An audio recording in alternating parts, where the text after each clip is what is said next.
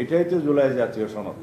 এবং এখানে যে সমস্ত প্রস্তাবের সংস্কার কমিশন এবং অন্যদের প্রস্তাবের বিপরীতে এগুলো লেখা হয়েছে, সেখানে নোট অফ ডিসেন্ট শুধু আমরা দেইনি, আপনারা এই দলিলগুলো আপনারা দয়া করে পড়ে দেখবেন যে এখানে বিভিন্ন দল বিভিন্ন দফায় বিভিন্ন রকমের নোট অফ ডিসেন্ট দিয়েছে, সেটা এইভাবেই উল্লেখ করা আছে এবং দফাওয়ারি এই কথাগুলোই আছে।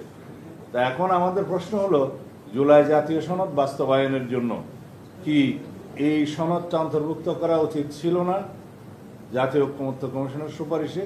কিন্তু তারা এই ডান পাশের সমস্ত মতামত ওমিট করে গিয়েছে, বাদ দিয়ে দিয়েছে, শুধু তাদের প্রস্তাবগুলো উপরে তারা একটা তফসিল রচনা করেছেন।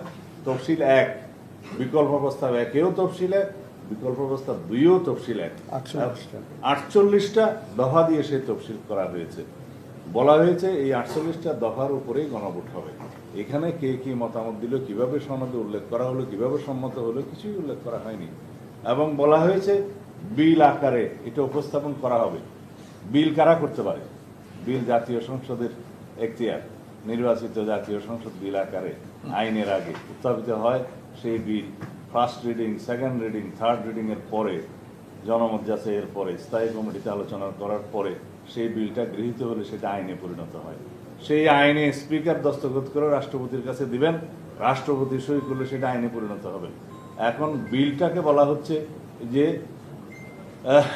জাতীয় সংবিধান সংস্কার পরিষদের বিবেচনার জন্য। এইরকম আইডিয়া তো আমরা কখনো শুনিনি।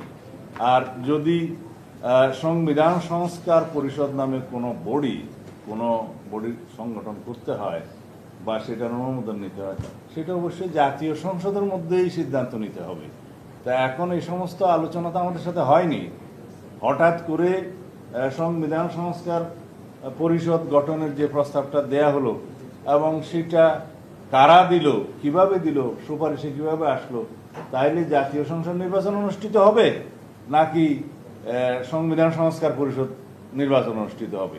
সেই এখতিয়ার তো নির্বাচন কমিশনের নাই, সংবিধান অনুসারে নাই।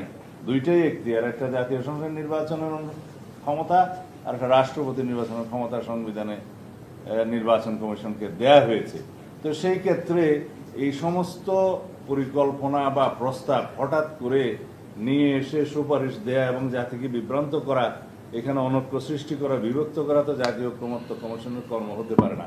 সেই জন্য আমরা বলেছি জাতীয় ঐক্যমত্য কমিশন গঠিত হয়েছিল সকল রাজনৈতিক দলের সাথে আলোচনা করে ঐক্যমত্য সৃষ্টি করা জাতির মধ্যে, অনৈক্য নয়। এখন দেখতে পাচ্ছি আমরা অনৈক্য সৃষ্টি করছি, বিভক্তি সৃষ্টি